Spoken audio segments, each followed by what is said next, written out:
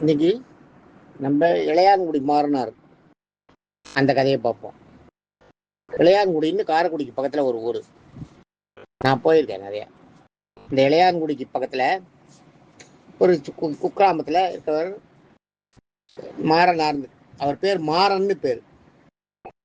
பெரிய பணக்காரர். பெரிய பணக்காரர்னா ஊரே சொந்தன்ற, ஊரே எந்திருவாள் அந்த மாதிரி பணக்காரர். மிகப்பெரிய பணக்காரர், மிகப்பெரிய சிவபக்தர், பயங்கர சிவபக்தர். சிவபக்தன்னா அடக்கமான சிவபக்தர். வாய் பேசுறதே வெளியில கேட்காதான் மாறினாருது. அந்த மாதிரி ஒரு சிவபக்தர். அவருக்கு அமைத்த மனைவியும் அந்த மாதிரி தான் அமைஞ்சிருக்கா. ரொம்ப நல்லவளா இருக்கா. இவருக்கு மேல எள்ளுன்னா எண்ணெயான் இருக்கிற மாதிரி அந்த மாதிரி ஒரு மனைவி. இவர் இப்படி சிவத்தொண்டு நிறைய எல்லாருக்கும் வந்தவா, யார் கேட்டவாளுக்கும் எதுவும் இல்லைன்றதே இல்லை. முக்கியமா என்னன்னா அன்னதானம்.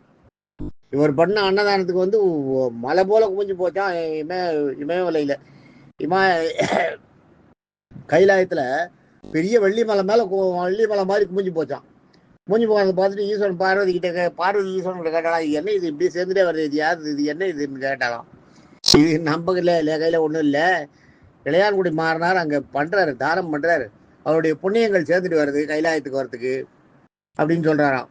சொன்ன உடனே சரி, எப்போ நீங்கள் அவரை சேர்த்துக்க போறீங்க, இது இப்பே இங்கே பெருசாக்கினா ரொம்ப பெருசாகிடுமே, மிகப்பெரிய மலை மாதிரி நம்மளுக்கு வந்து பார்க்குறவாளுக்கெல்லாம் பதில் சொல்கிற மாதிரி இருக்கும். எதில் நமக்கு எதிரே இவ்வளோ பெரிய மலை மாதிரி சேர்ந்துட்டு வருது. ரெண்டாவது அந்த பக்தனுக்கு வந்து ஒரு அருளே இல்லாமல் இருந்தால் எப்படி நீங்கள் பண்ணான்னு கேட்பாளாம் பார்வதி.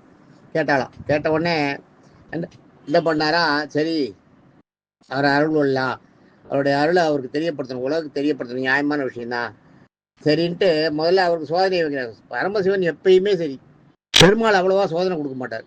பரமசிவன் எப்பயுமே சோதனை கொடுத்து அவனை ஒரு வழியாக்கி அவன் அப்படியே நிற்கதியா நிற்கும்போது ஆதரவு கொடுப்பார். தாயார்ன்றதை காட்சி கொடுப்பார், தாயார்ன்றதை வழிகாட்டுவார். அந்த அளவுக்கு அவனோட மன உறுதியை வெளி உலகத்துக்கு தெரியறதுக்காக, வேற ஒன்றும் இல்லை. இது வந்து எதுக்குன்னா வெளி உலகத்துக்கு அவளோட மன உறுதி தெரியணுன்றதை காட்டுறதுக்காக பண்ணுவார்.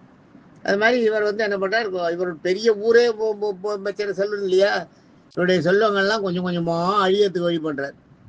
நிலம் விளையல, விளைச்சலே கிடையாது. எந்த வியாபாரத்தை ஆரம்பித்தாலும் நஷ்டம்.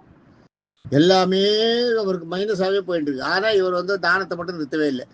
அன்னதானம் போட்டுட்டே இருக்கார். அது பாட்டுக்கு மனசு தினம் எந்தெந்த ஊர்ல இருந்தா ஆள் வர ஆரம்பிச்சுட்டா. பக்கத்து ஊர், அதுக்கு பக்கத்து ஊர்ல இருந்தா இந்த இடத்துக்கு போனால் சாப்பாடு போடுவார், நல்ல சாப்பாடு போடுவார். இளையான்குடி மாறினார், தெய்வ பிரசாதம் சாப்பிடணுன்ட்டு வருவாளாம். அது மாதிரி போட்டு இவருக்கு குடி அழிஞ்சு போச்சு சுத்தமாக. எல்லாம் காலி ஆயிடுத்து. இவர் கையில் ஒன்றுமே இல்லை. இருந்த வீடு ஒரு வீடு தான் இருந்தது, அதை வச்சுட்டு போட்டிருந்தார். அதையும் விற்றுட்டு அப்புறம் மரத்தடியில் சாப்பாடு போட ஆரம்பித்தார். விற்றுட்டு அந்த காசை வச்சுட்டு மரத்தடியில் சாதம் போட ஆரம்பித்தார். இது மாதிரி சாதம் போட ஆரம்பிச்சு அதுவும் முடியல. கடைசியில் சாதம் போடுறது இவர். ஆனால் இவர் இல்லைன்னு சொல்ல ஜனங்களுக்கே தெரிஞ்சு போச்சு இவர் ரொம்ப கஷ்டப்படுறாரு இப்போன்னு. அப்படி வர்றது கொஞ்சம் கொஞ்சமாக குறைஞ்சிது. அப்படி குறைஞ்சின்னு வந்தாலும் இவரோட சிவபக்தி மட்டும் போகல. இவர் தினம் அந்த சிவனை பிரார்த்தனை பண்ணிட்டு சிவனடியார்னு யார் வந்து கேட்டாலும் சாதம் போடுறதுன்றதை வச்சிருந்தார். ரொம்ப நாள் அதை பண்ணிட்டு இருக்காரு. அது மாதிரி பண்ணிட்டு இருக்கும்போது ஒரு நாள் நைட்டு இவர் வீட்டில் வந்து நல்ல சரியான மழை.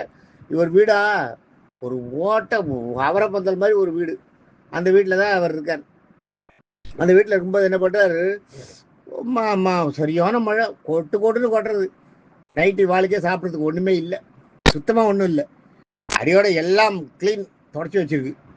போய் ஒரு டம்ளர் தேத்தத்தை சாப்பிட்டு 2 பேரும் படுக்க போகிறா. வாசலில் கதவை தட்டுற சத்தம் கேட்கும்.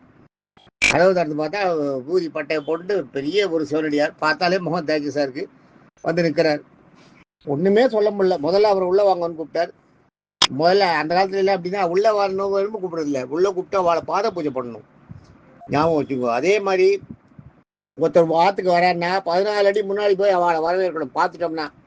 பார்த்துட்டா 14 அடி முன்னாடி வாங்கன்னு முன்னாடி நம்ம போனோம். அவளை எதிர்கொண்டு அழைக்கிறதுன்றது அதான் 14 அடி முன்னாடி போகணும். அதே மாதிரி அவளை வழி அனுப்பும் போது அவள் கூட 14 அடி போயிட்டு அவளை வழி அனுப்பிட்டு வரணும். இதெல்லாம் அந்த காலத்து சாஸ்திரங்கள். அதே மாதிரி அவள் வீட்டுக்கு வந்த உடனே அவளை உட்கார வச்சு கீழே ஒரு தாம்பாளம் வச்சு, தாம்பாளம் வைக்கணும்னு இல்லை, தாம்பாளம் வைக்கிறதுக்குன்னா அந்த ஜலம் வெளியிலாம் பரவாமல் இருக்கிறதுக்காக அந்த அவருக்கு பாதத்தை அலம்பி அந்த ஜலத்தை கொஞ்சம் தரையில் சேர்ப்பா. அது எதுக்குன்னா தரையோட சம்பந்தம் இருக்கணுன்றதுக்காக அந்த ஜலத்தை கொஞ்சம் தரையில் சேர்த்துட்டு தலையில் கொஞ்சம் தெளிச்சுட்டு அதை கொஞ்சம் சுவீகரிச்சுட்டுன்னா அதை கொஞ்சம் சாப்பிட்டு அது வந்து அவள் காலால் தீர்த்து பாத தூளின்னு அது பேர். பாத தூளிகளை சாப்பிடுவா. அதை வந்து பெருமாள் பிரசாதமாக எடுத்துட்டு சிவனடியார்லேயே சிவனடியார் பிரசாதமாக எடுத்துட்டு சாப்பிடுவா.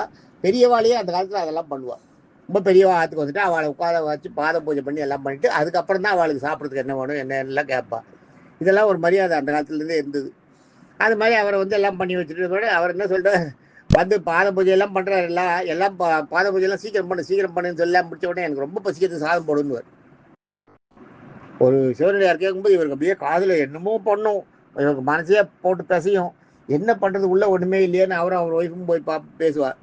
அவர் ஒய்ஃப் சொல்லுவா, இன்னைக்கு தான் நீங்கள் விதைச்சிட்டு வந்திருக்கீங்க, மழை சரியான மழை கொட்டுறது. இந்த மழை அந்த நெல்லெல்லாம் முளைக்காது. அதெல்லாம் நம்ம தண்ணி வெள்ளத்தில் முதக்கும். அதை போய் அரிச்சு எடுத்துன்னு வாங்க முதல்ல. அதை இடித்து அதை நான் ரெடி பண்ணி சாதம் பண்ணி இவருக்கு போட்டுருவேன். எப்படியாவது சாதம் போடணும் இவருக்கு, சாதம் போடணும். சிவனடியார் நம்ம பாத்தில் வந்து பசின்னு கேட்குறாரு, அதுவே நம்ம பெரிய தவம் அது அப்படின்வா. அவ சொல்லுவா இவருக்கு, நீங்கள் போய் எடுத்துன்னு வாங்குவா. இவர் கூட எடுத்துன்னு போவார். அந்த காலத்தில் மூங்கில் கூட வச்சுப்பா. மூங்கில் கூடையில் அந்த நெல்லை எடுத்தோம்னா என்ன ஆகுனா தண்ணியெல்லாம் உடஞ்சிரும், அந்த நெல் மட்டும் இருக்கும். அப்படியே தடுமாறிட்டு வயலில் போவார். காட்டில் எல்லாம் போனீங்கன்னா, வயலில் போனீங்கன்னா தெரியும், ஒன்றுமே தெரியாது.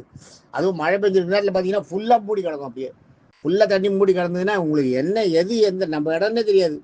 இவர் தடுமாறி இருட்டு வேற, ராத்திரி நடுராத்திரி போய் 8 மணிக்கு 9 மணிக்கு மேலே 10 மணிக்கு போயிட்டு அந்த மழையில் கொட்டுறதும் மழை கொட்டுறது. அந்த மழையில் அந்த நெல்லெல்லாம் இவர் விதைச்சி அன்றைக்கி பகலில் தான் தெளிச்சுட்டு போயிருப்பார். இதில் உழுதுட்டு நெல்லை தெளிச்சுட்டு போயிருப்பார் இவர் இளையான்குடி மாறினார். அந்த நெல்லெல்லாம் என்ன பண்ணும், தண்ணியில் முதக்கும். வயலையும் பார்க்கறதுக்கு ஐயோ முதக்கிறதுன்னு அதையெல்லாம் முண்டு எல்லாத்தையும் எடுத்து அந்த கூடையில் அப்படியே எடுத்து வடிகட்டி கூடையில் கொஞ்சம் நெல் சேர்ந்த உடனே அதை தலையில் தூக்கி வச்சுட்டு எடுப்பளவு தண்ணியில் அப்படியே மெதுவாக வரார் ஆற்றுக்கு வந்து கொண்டு கொடுக்குறாரு. கொண்டு கொடுத்த உடனே அவர் சிவனடியார்கிட்ட அவர் சொல்லி வைக்கிறார், கொஞ்சம் இருக்கும் அதை பண்ணி போட்டு. அந்த காலத்தில் சாதாரணமாக வந்தால்னா ஒரு மணி நேரம் வெயிட் பண்ண வைப்பா சாதம் பண்ணுறதுக்கு. சாதம் பண்ணி தானே போடணும். அவளை பார்த்த உடனே தயாராகிடும் அவளும் இருப்பா, இருந்து சாப்பிட்டு தான் போவோம். ஏன்னா வேற எங்கேயும் போய் சாப்பிடலாம் முடியாது அந்த நேரத்துக்கு மேலே. எங்கே போக முடியும்? பகலாக இருந்தால் கூட இன்னொரு வீடு போய் கேட்டு அவள் வீட்லேயும் இதெல்லாம் ரெடி பண்ணணும்ல. அதனால எப்பயுமே விருந்தாளிகள் அந்த காலத்தில் வந்தாள்னா சாப்பிட்டு தான் போவான். சாப்பிட்டா எல்லாரும் கேட்க மாட்டேன், சாப்பிட வாங்கன்னு தான் கூப்பிடுவான். இப்போ எல்லாம் சாப்பிட்டு வந்துட்டாளான்னு கேட்பேன். இல்லையே நீங்கள் சாப்பிடல, சாப்பிட்டு வரலாம், சாப்பிட்டாச்சா, சாப்பிட வரலான்னு கேட்பேன். அது கிடையாது அவகிட்ட. அந்த காலத்தில் சாப்பிட்டு தான் போகணுன்னுவா. அவளை பார்த்த உடனே சாதத்தை வைப்பா. அவளுக்கு வேண்டாம்னா அவள் வந்து தடுப்பா, ஐயோ சாதம்லாம் வேண்டாம் இருக்குன்னு. அந்த மாதிரி தான் இருந்தது. அது ஒரு காலம். அது சாப்பிட்டுட்டு தான் போகணும். விருந்துன்னு வந்தாலே சாப்பிட கொடுக்காம அனுப்ப மாட்டாங்க. இன்றைக்கும் எங்கள் வீட்டில் அதை ஃபாலோ பண்ணுறோம். விருந்துன்னு யாராவது வந்தாங்கன்னா அவங்களுக்கு ஒரு காஃபியாவது ஏதாவது ஒன்று, வீட்டுக்குள்ளே படியேறி வந்துட்டாங்கன்னா நம்ம பார்க்கறதுக்கு அவங்களுக்கு ஏதாவது ஒன்று கொடுப்போம். கொடுத்தா வேணுமோ. அது வந்து எங்கள் பரம்பரையாக எங்கள் அத்தை எங்கள் பாட்டி அவங்க வழியில் வந்து எங்கள் அம்மா பண்ணியிருந்தாங்க. இப்போ எங்கள் ஒய்ஃப் பண்ணுறாங்க. அதை வீட்டுக்குன்னு வந்துட்டா யார் வந்தாலும் அவங்கள ஒன்றும் கொடுக்காத அனுப்பவே மாட்டாங்க. அந்த மாதிரி ஒரு இது. அவங்க எதுவுமே சாப்பிடலன்னா கூட ஒரு வெத்தலை பாக்கு பழமாவது வச்சு கொடுப்பாங்க அவங்களுக்கு. அவங்க சாப்பிட்றதுக்கு அவங்க எடுத்துக்கிறாங்க இல்லையா, இவங்க நம்மகிட்ட இருந்து எதையோ கொடுத்துடணும். பழத்தை இங்கே சாப்பிடுன்னு சொன்னால் நல்லா இருக்காது. அதனால் வெத்தலை பாக்கு பழம் வச்சு கொடுப்பாங்க. அவங்க பழத்தை அப்புறம் சாப்பிடும்போது வீட்டில் சாப்பிட்ட கணக்கு அது. அந்த மாதிரிலாம் பண்ணுவாங்க. எங்கள் அம்மா பண்ணுவாங்க. இப்போ என் மிஸ்ஸஸும் பண்ணிட்டு இருக்காங்க. அந்த மாதிரி இதில் அவரை வந்து உட்கார வச்சுட்டு நெல் இது பண்ணுறான். நெல்லை கொண்டு கொடுக்குறார். நெல்லை என்ன பண்ணுறா, அவள் வறக்கிறான். அவரோட ஒய்ஃபு, அந்த இளையான்குடி மாறனோட ஒய்ஃபு நெல்லை வறக்கிறான். அந்த ஈரம் போனோம் இல்லை, வறுத்து அப்படியே நெல்லை அப்படியே இதுவாக்குறான். ஆக்கிட்டு போட்டு குத்துறா உரலில் போட்டு குத்தி அதை அரிசி ஆக்கி அந்த அரிசியை எடுத்துக்கிறான். அரிசியை எடுத்துட்டு சாதத்தை பண்ணிடுறா. சரி சாதம் பண்ணியாச்சு, தொட்டுக்கிறதுக்கு ஏதாவது போடணுமே. மோர் இருக்கும், வெறும் மோர் போட முடியாது. முதல்ல வேறு ஏதாவது போட்டு சாப்பிடணும் இல்லையா. என்ன பண்ணுவா, தோட்டத்தில் போய் நீங்கள் இருக்கிற கீரை இருக்குது, நீங்கள் போய் இருக்கிற கண்ணுக்கு உங்களுக்கு தெரியாது, இருக்கிறத எடுத்து அப்படியே பிடிங்கிட்டு வாங்குவோம். அந்த காலத்தில் காட்டுக்கீரையெல்லாம் வந்து நிறையா பண்ணுவாள்.